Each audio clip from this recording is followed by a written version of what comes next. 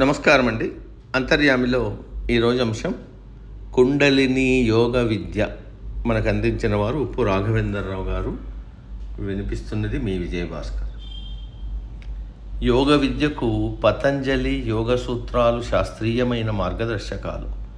యమ, నియమ, ఆసన, ప్రాణాయామ, ప్రత్యాహార, ధారణ, ధ్యాన, సమాధి అనే 8 ప్రక్రియలను అష్టాంగ యోగమని మహర్షి పతంజలి నిర్వచించాడు. తల్లి గర్భంలో ఉన్న శిశువుకు ఒక్కొక్క శరీర అవయవం ఒక్కొక్కసారి పుట్టుకు వచ్చినప్పటికీ అవి కలిసికట్టుగా అభివృద్ధి చెందుతాయి. అలాగే మనిషిలో అంతర్నిహితంగా ఉన్న దివ్యత్వం మెల్లమెల్లగా వికసించి పరిమళం గుబాళిస్తుంది. హఠయోగము, రాజయోగము, కుండలిని యోగము పతంజలి యోగ సూత్రాలపైన ఆధారపడ్డ యోగ ప్రక్రియలు. హఠయోగం శరీరాన్ని, రాజయోగం మానసిక సమతుల్యాన్ని, నాడీ మండలాన్ని నియంత్రించడం ద్వారా సాధకుడికి అందజేస్తాయి. నాడీ శుద్ధికి ప్రాణాయామం సాధన చేయడం చాలా అవసరం. అనాహతంలో హృదయ స్థానంలో ఉన్న చక్రంలో ఒక ధ్వని బయలుదేరినప్పుడు నాడీ మండలం శుద్ధమైందని చెప్తారు. అలా నాదానుసంధానం చేస్తూ మునుముందుకు సాగడమే కుండలిని యోగం. పశుత్వానికి ఋషిత్వానికి నడుమ వారధి లాంటిది మనిషి జీవితం.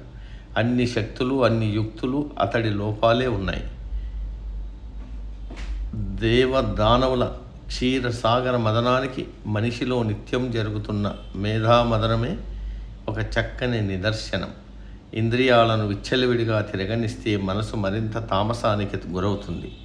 హఠయోగులు తమ లోపల నిద్రాణమై ఉన్న కుండలిని శక్తిని కుంభకాది ప్రక్రియల ద్వారా మేల్కొలిపి సహస్రారంతో యోగింపజేస్తారు. ఈ యోగ విద్యను కుండలిని అని చెప్తారు.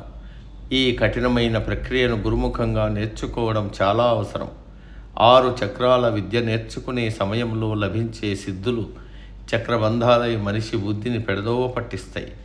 అలాంటి విపత్తు నుంచి కాపాడటానికి రహదారిపైన నల్లేరు నడకలా ముందుకు సాగడానికి శిక్షకుడు, పర్యవేక్షకుడు అయిన గురువు తోడు ఉండటం ఎంత అవసరమో వేరుగా చెప్పాల్సిన అవసరం లేదు.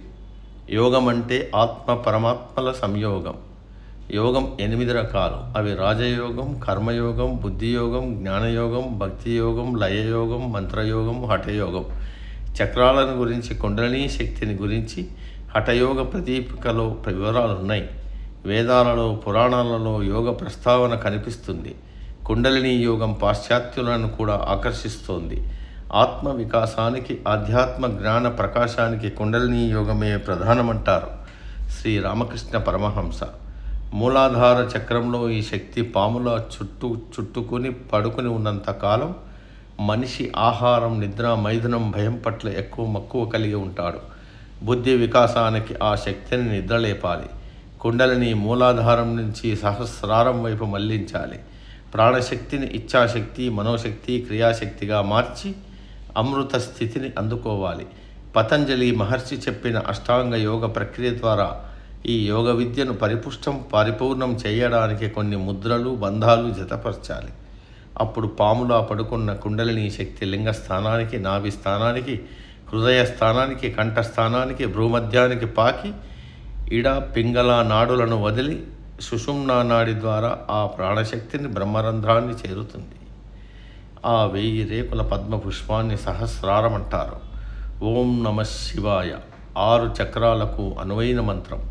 ఇంకా లోతుకు వెళ్ళదలిచిన వారు యోగ్యుడైన గురువును ఆశ్రయించాలి, అభ్యాసం చేయాలి. సమాప్తం. సర్వే జన సుఖినో భవంతు. అందరూ బాగుండాలి, అందులో మనం ఉండాలి.